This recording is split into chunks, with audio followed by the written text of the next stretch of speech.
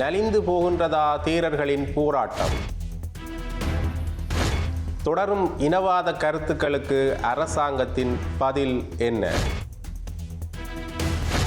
வலுக்கின்றதா ராஜபக்ச மற்றும் தேசிய மக்கள் சக்தியினுடைய போர்? தொடர்ந்து பேசலாம். இது ஆயுதம். இதன் ஒரு சொல் கொல்லும், ஒரு சொல் வெல்லும்.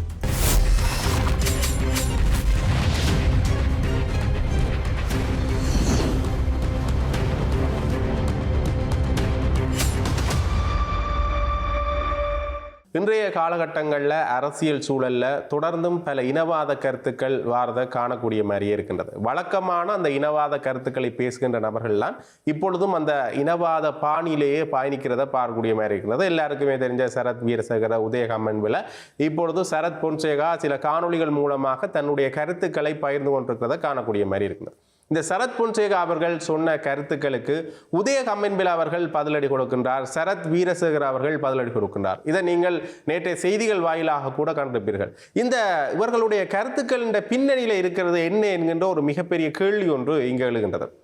சரத் பொன்சேகா அவர்கள் ஒரு காணொலி ஒன்றை இடுகின்றார். அந்த காணொலியில் கோட்டபாய ராஜபக்ச அவர்களுக்கும் சவேந்திர சில்வா அவர்களுக்கும் இடையிலான ஒரு உரையாடல் ஒன்று குறிப்பிடப்பட்டிருக்கின்றது என்று சரத் பொன்சேகா அவர்களே அந்த கருத்தியல்ல கூறுகின்றார்.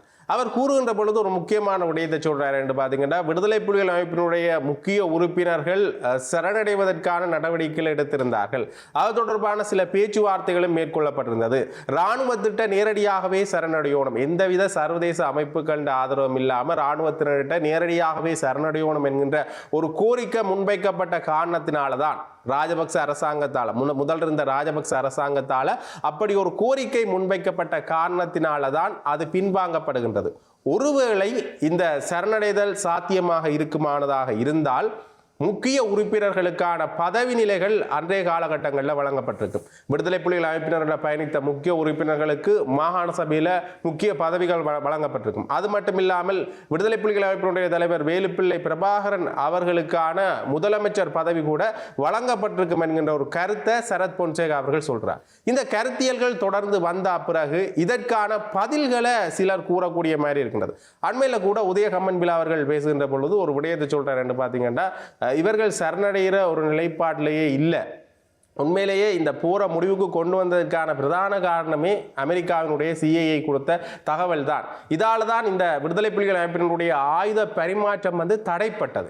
இந்த ஆயுத பரிமாற்றம் தடைப்பட்ட காரணத்தினால தான் எங்களால் போரை முடிவுக்கு கொண்டு வரக்கூடிய ஒரு சாத்தியக்கூறு ஒன்று இருந்தது. இதற்கும் அந்த சரணடைதலுக்கும் எந்தவித ஒரு சம்பந்தமே இல்லை. சரணடைதல் ஒரு நிலைப்பாட்டிலேயே அவர்கள் இல்லை என்ற ஒரு கருத்தை சொல்றார். பிறகு சரத் வீரசேகர் அவர்கள் ஒரு முக்கியமான கருத்தை சொல்றாரு. பார்த்தீங்கன்னா, சரணடைகிற நிலைப்பாட்டில் விடுதலை புலிகள் அமைப்பினர் எந்த காலகட்டத்திலேயும் இருக்கே இல்லை, அப்படி ஒரு நிலைப்பாட்டை அவர்கள் எடுத்துக்கொள்ளவே இல்லை. உண்மையிலேயே இந்த மேலத்தேசம் காப்பாற்றும் என்கின்ற ஒரு நம்பிக்கையில தான் விடுதலை புலிகள் அமைப்பினுடைய தலைவர் வேலுப்பிள்ளை பிரபாகரன் அவர்கள் இருந்தார். ஆனால் அதற்கு பிறகு அந்த கருத்தியர்கள் பொய்த்து போயின என்ற கருத்தை சரத் வீரசேகர் அவர்கள் சொல்றார். இவர்கள் இருவருடைய கருத்துக்கள்லையுமே முன்னுக்கு பின் முரணான ஒரு கருத்து நிலைப்பாடுகள் இருக்கிறத காணக்கூடிய மாதிரியே இருக்கின்றது. உதயகம்மன்பில் அவர்கள் சொல்றார், மேலத்தேசத்தினுடைய ஒரு விடயத்துல தான், குறிப்பாக அமெரிக்காவினுடைய ஒரு CIA கொடுத்த தகவலின் அடிப்படையில் தான் எங்களுக்கு போற முடிவு கொண்டு வரப்பட்டதற்கான ஒரு சூழ்நிலை ஒன்று இருந்தது. சரத் வீரசேகர் அவர்கள் சொல்றார், விடுதலை புலிகள் அமைப்பினுடைய தலைவர் வேலுப்பிள்ளை பிரபாகரன் அவர்கள் மேலத்தேசம் தன்னை காப்பாற்றும் என்கின்ற ஒரு நிலைப்பாட்டில் இருந்தார் என்று. இரண்டுமே ஒரு முன்னுக்கு பின் முரணான கருத்தியர்கள். அது மட்டும் இல்லாமல் சரத் பொன்சேகா அவர்கள் பேசுகின்ற பொழுது நேரடியாகவே முன்னைய காலகட்டங்களில், இந்த காணொலி வெளியிடுவதற்கு முன்னைய காலகட்டங்களில் பொதுவெளியில சரத் பொன்சேகா அவர்கள் பேசுகின்ற பொழுது நேரடியாகவே சொல்கின்றார், வெள்ளை கொடியுடன் வந்தவர்களை சுட்டுக் கொள்ளுமாறு கோட்டபாய ராஜபக்ச அவர்கள் சவேந்திர சில்வா அவர்களுக்கு பணித்திருந்தார். இது ஒரு காணொளி மூலமாக பதிவிடப்பட்டிருந்தது. இந்த காணொளி எடுப்பது தெரியாமலேயே கோட்டபாய ராஜபக்ச மற்றும் சவேந்திர சில்வா அவர்களுடைய உரையாடல் நடைபெற்றிருந்தது. இது சவேந்திர சில்வாவுக்கு கூட இந்த காணொலி எடுத்த விடயம் தெரியாது என்கின்ற விடயத்தை சொல்றார். நேரடியாகவே அவர் என்ன விடயத்தை சொல்றார் என்று பார்த்தீங்கன்னா, கோட்டபாய ராஜபக்ச அவர்கள் வெள்ளை கொடியுடன் வந்தவர்களை சுட்டுக் கொள்ளுமாறு ஒரு பணிப்புரை ஒன்றை விடுத்திருந்தார் என்ற விடயத்தை நேரடியாக சொல்றார். பிறகு இந்த காணொலி வெளியிடுகின்ற பொழுது என்ன விடயத்தை சொல்றார் என்றால், சரணடைய வந்தவர்களை நாங்கள் இராணுவத்தினரிடம் நேரடியாக சரணடையுமாறு கூறியிருந்தோம். அப்போதைய அரசாங்கம் எங்களுக்கு அந்த பணிப்புரையை தான் விடுத்திருந்தது. சர்வதேச நிறுவனம் சர்வதேச அமைப்புகளுடைய உதவியோட சரணடைய வேண்டாம் என்கின்ற விடயம் அப்போ விவாதிக்கப்பட்டிருந்த என்ற விடயத்தை சொல்றார். அது மட்டும் இல்லாமல் அந்த காணொலியில கோட்டபாய ராஜபக்ச அவர்கள் என்ன பேசியிருந்தார் என்ற விடயம் காண்பிக்கப்படவே இல்லை. அது ஏதோ ஒரு வகையில் செம்மையாக்கம் செய்யப்பட்டிருந்தது அல்லது கத்தரிக்கப்பட்டிருக்கின்ற ஒரு நிலைப்பாட்டில் நாங்கள் எடுத்துக்கொள்ளலாம். ஆகவே இந்த கோட்டபாய ராஜபக்ச அவர்கள் என்ன பேசினார், உண்மையிலேயே சுட்டுக் கொள்ள வேண்டும் என்றுதான் சொன்னாரா, வெள்ளை கொடியுடன் வந்த நபர்களை சுட்டுக் கொள்ள வேண்டும் என்கிற விடயம் தான் பணிக்கப்பட்டிருந்ததா? முன்னைய காலகட்டங்களில் சுட்டுக் கொள்ளாம் என்ற ஒரு நிலைப்பாட்டில் அவர் சொல்றார். பிறகு வந்தா பிறகு இந்த காணொலியை வெளியிட்டா பிறகு இல்ல சரணடைகிற ஒரு நிலைப்பாடு ஒன்று இருந்தது, அப்படி சரணடைந்திருந்தால் அவர்களுக்கு முக்கியமான பதவிகள் வழங்கப்பட்டிருக்கும் என்கின்ற ஒரு விடயத்தை எடுத்துக்கூறார். ஆகவே சரத் பொன்சேகா அவர்கள் கூட தன்னுடைய கருத்துல ஒரு சரியான நிலைப்பாட்டை வெளிப்படுத்தாத ஒரு சூழ்நிலை தான் இங்கே காணக்கூடிய மாதிரி இருக்கிறது. ஆகவே இவர்கள் தங்களை அரசியலில் பலப்படுத்திக் கொள்வதற்காக, ஏற்கனவே அரசியலில் வரிதாக்கப்பட்டவர்கள் தங்களிட ஒரு நிலைப்பாட்டை ஏற்படுத்திக் கொள்வதற்காக இப்படி ஒரு விடயத்தை கையாள்கின்றார்களா என்கின்ற கேள்விதான் இருக்கிறது. குறிப்பாக பொதுஜன பெரமுன இப்படியான சில நிலைப்பாடுகளை கொஞ்சம் கொஞ்சமாக எடுத்துக்கொண்டு வருகின்றது. இது பொதுஜன பெரமுன மட்டுமே செய்யவில்லை. பொதுஜன பெரமுனவுக்கு ஆதரவானவர்கள் கூட கோட்டபாய ராஜபக்ச அல்லது ராஜபக்ச குழாமினர்களுக்கான ஆதரவை தெரிவிப்பதன் மூலம் மீண்டும் தங்களை அரசியலில் நிலைப்படுத்திக் கொள்வது மட்டுமல்லாமல் பொதுஜன பெரமுனவையும் அரசியல்ல நிலைப்படுத்திக் கொள்வதற்கான ஒரு வேலையைத்தான் செய்து கொண்டிருக்கின்றார்களா என்கின்ற ஒரு கேள்வி எழுகின்றது. அதுபோலதான் இந்த ஆக்ஸ்போர்ட் மற்றும் கேம்பிரிட்ஜ் யூனியனால நடத்தப்பட்ட நாமல் ராஜபக்சவினுடைய அந்த உரையும் கூட பார்க்கப்படுகின்றது.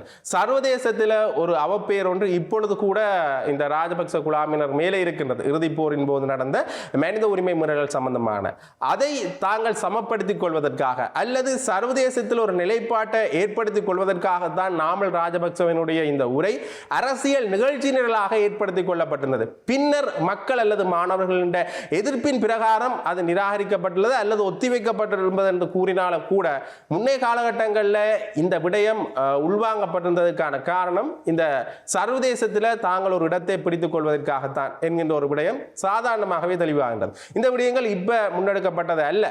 2010 ஆண்டு அளவிலும் கூட மஹிந்த ராஜபக்சவுக்கான ஒரு உரை ஒன்று ஏற்படுத்திக் கொள்ளப்பட்டது. பின்னர் பாதுகாப்பு காரணங்களுக்காக அது கூட அந்த விடயத்தில் நிராகரிக்கப்பட்டிருந்தது. அது மட்டும் இல்லாமல் 2008 ஆண்டு அளவிலும் கூட மிகப்பெரிய எதிர்ப்பலைகள் ஒன்று மஹிந்த ராஜபக்ச உரைக்கு இருந்திருந்தது. ஆகவே இப்படியான நிலைப்பாடுகள் இருந்தும் மீண்டும் இவர்கள் இந்த உரையை ஏற்படுத்திக் கொள்வதற்கான காரணம் அரசியல் சர்வதேச அரசியல்ல தங்களை நிலைப்படுத்திக் கொள்வதற்காக அல்லது சர்வதேசத்தில் இவர்கள்ட்ட இருக்கின்ற பெயர்கள் ராஜபக்சர்களுக்கு இருக்கின்ற ஒரு பெயரை மாற்றிக்கொள்வதற்கான ஒரு நிலைப்பாடாக கூட இருக்கலாம் என்றுதான் இப்ப அரசியல் வட்டாரங்கள்ல பேசப்படுகின்றது. சரி, இது ஒரு பக்கம் இருக்க, இன்னொரு வகையில இந்த அரசியல் காரணங்கள் இவர்களுக்கான நிலைப்பாடு இந்த நாமல் ராஜபக்சவினுடைய உரை பிற்போடப்பட்டதற்கான விளக்கங்கள் கூறப்பட்டிருந்தாலும் கூட நாமல் ராஜபக்ச கூட அதற்கு சொல்லியிருந்தார் ஒரு ஜனநாயக மீறல் ஒன்று எனக்கு நடந்திருக்கின்றது என்று.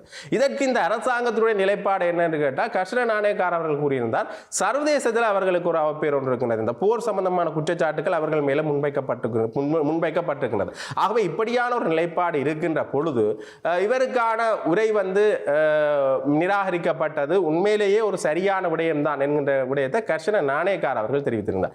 ஆகவே மறைமுகமாக இருந்த இவர்களுக்கு இருந்த ஒரு போர் இப்ப நேரடியாகவே வெளிப்பட்டிருந்தது. நேரடியாகவே இப்ப அரசாங்கம் இந்த பொதுஜன பெரமுன ரீதியான செயல்பாட்டுக்கான எதிர்ப்புகளை காண்பித்துக் கொண்டு வருகின்றார். முன்னைய காலகட்டங்களில் அரசியல் ரீதியாக நண்பர்களாக பார்க்கப்பட்டவர்கள் இப்ப கொஞ்சம் பொது வழிகளில் நேரடியாகவே மோதிக்கொள்றதை காணக்கூடிய மாதிரி இருக்கின்றது. இது இவ்வாறு இருக்க இன்னொரு வகையில இந்த பௌத்த தேரர்களுடைய போராட்டம் கொஞ்சம் நலிந்து விட்டதா, அந்த அடிக்கடி இவர்கள் போராட்டத்தை செய்கிறதால கொஞ்சம் மெல்லப்படுத்தப்பட்டு விட்டதா அல்லது இவர்கள் எடுத்துக்கொண்ட விடய பொருள் காரணமாக இவர்களது போராட்டத்துக்கான ஆட்கள் பலம் குறைந்திருக்கின்றதா என்கின்ற கேள்வி எழுந்திருக்கின்றது. ஏன்னு பார்த்தீங்கன்னா அண்மையில கூட நடந்த ஒரு போராட்டத்தில் இளம் தேரர்கள் தான் இளம் பிக்குகள் தான் இங்கே உள்வாங்கப்பட்டிருந்தார்கள் என்ற ஒரு விமர்சனம் முன்வைக்கப்பட்டிருந்தது. மிக பெரிய அளவிலான தலைமைகள் இங்கே கொண்டு வரப்படவில்லை. கிட்டத்தட்ட கொழும்பு பௌத்த மகா சம்மேளனத்தால் நடத்தப்பட்ட இந்த முக்கிய போராட்டம் என்று கூறப்பட்ட இந்த போராட்டத்தில் 8000க்கு மேற்பட்ட நபர்கள் கலந்து கொள்வார்கள் என்று குறிப்பிட்டிருந்தாலும் கூட வெறுமனே 120 கிட்டத்தட்ட 120 பிக்குவெல்லாம் இதில் கலந்து கொண்டிருந்தார்கள் என்ற விமர்சனம் முன்வைக்கப்பட்டிருந்தது. அது மட்டும் இல்லாமல் இன்னொரு முக்கியமான விடயத்தை இதில் பார்க்கணும் என்று பார்த்தீங்கன்னா இதில் தலைமை தாங்குவதாக இருந்த வலவாங்கங்குவே தர்மரத்தின தேரர் என்னப்படும் தேரர் எந்த ஒரு அறிவித்தலும் விடுக்காமையே வெளிநாட்டுக்கு சென்றிருந்தார். ஆகவே இந்த தேரர்கள் மற்றும் ராஜபக்ச குழாமினருக்குள்ளேயே ஒரு குழப்ப நிலை இருக்கின்றதா என்கின்ற இன்னொரு கேள்வி ஒன்று இருக்கின்றது. ஏன்னா பொதுஜன பெரமுனவுக்கு ஆதரவான ஒரு அரசியல் நிலைப்பாட்டை ஒரு காலத்தில் காட்டிக் கொண்டிருந்தவர்கள் இப்போ கொஞ்சம் அதுக்குள்ள ஒரு சிலருக்கு குழப்ப நிலைகள் காணப்படுதா என்கின்ற கேள்விகள். ஏன்னா இந்த அரசியல் நிலைப்பாட்டிலேயே சிங்கள அரசியல்வாதிகள் அல்லது தென்னிலங்கையைச் சேர்ந்த அரசியல்வாதிகள் என்று சொல்லப்படுபவர்கள் தாங்கள் அரசியலில் வரிதாக்கப்பட்ட பிறகு அல்லது தங்களுக்குரிய அரசியல் பலம் குறைஞ்சா பிறகு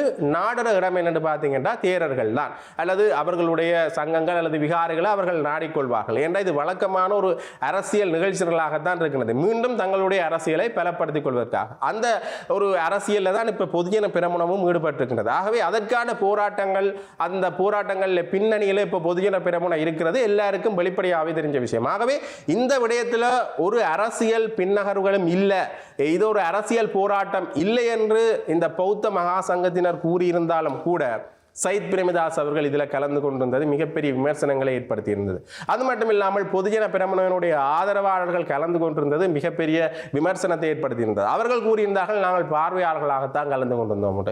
ஆகவே மீண்டும் ஒரு அரசியல் நிலைப்பாட்டுக்கு தான் பௌத்த மகா சங்கத்தினர் இப்பொழுதும் கூட அவர்களுடைய நடைமுறை விடயங்கள் இருக்கின்றது என்கின்ற விமர்சனங்கள் தொடர்ந்து முன்வைக்கப்பட்டு கொண்டுதான் இருக்கின்றன. இருந்தாலும் கூட முன்னைய காலகட்டங்களில் 13க்கு எதிராக இவர்கள் போராட்டம் நடத்துகின்ற பொழுது அத்தனை பெரிய போராட்ட குழுவினர் இருந்தார்கள். அது மட்டும் இல்லாமல் ஜனாதிபதி செயலத்துக்கு முன்னாக நடத்தப்பட்ட போராட்டத்திலும் கூட அவ்வளவு பெரிய பௌத்த பிக்குகள் கலந்து கொண்டிருந்தார்கள். சாணக்கியனுக்கு எதிராக நடந்த போராட்டத்திலும் கூட மிகப்பெரிய அளவிலான பௌத்த பிக்குகள் அங்கே இருந்தார்கள். போராட்டம் கூட அவ்வளவு எழுச்சியாக இடம்பெற்றிருந்ததை காணக்கூடிய மாதிரி இருந்தது. இப்போ கொஞ்சம் கொஞ்சமாக இவர்கள் அடிக்கடி இந்த போராட்டத்தை நடத்துறதா அல்லது போராட்டத்தினுடைய விடயப்பொருள் இப்போ கொஞ்சம் இவர்கள் தவறாக எடுத்திருக்கின்றார்களோ என்னவோ தெரியவில்லை. ஆனால் போராட்டத்தில் வந்த பிக்குகள் எண்ணிக்கை குறைவடைந்திருக்கிறது. ஆகவே கொஞ்ச காலமாக இனி இந்த தேரர்களுடைய போராட்டங்கள் நலிவுற்று காணப்படுமோ என்கின்ற ஒரு கேள்வியும் இப்போ எழுந்திருக்கின்றது. ஆகவே இது ஒரு மிகப்பெரிய கேள்வியாக மக்கள் மனதில் இருந்திருந்தது. ஒன்று ராஜபக்சர்கள் அல்லது இந்த ராஜபக்சர்கள் கருத்தியல்கள் கொஞ்சம் கொஞ்சமாக நிராகரிக்கப்பட்டு கொண்டிருந்தது. அது இப்பொழுது இனவாத கருத்தியல்கள் சிங்கள மக்கள் மத்தியிலேயே கொஞ்சம் நிராகரிக்கப்படுறதை காணக்கூடிய மாதிரி இருக்கிறது. இந்த இனவாத கருத்தியல்களை பேசுகிறவர்களை முன்னைய காலகட்டங்களில் ஒரு காலத்தில் சிங்கள மக்கள் கொண்டாடி இருந்தாலும் கூட இப்போ கொஞ்சம் கொஞ்சமாக நிராகரித்து கொண்டிருந்தார்கள். அதுபோலதான் இப்போ இந்த பௌத்த தீரர்களுடைய போராட்டங்களும் இருக்கின்றதா என்பதுதான் இப்போ மக்கள் மத்தியில் இருக்கிற ஒரு மிகப்பெரிய கேள்வி.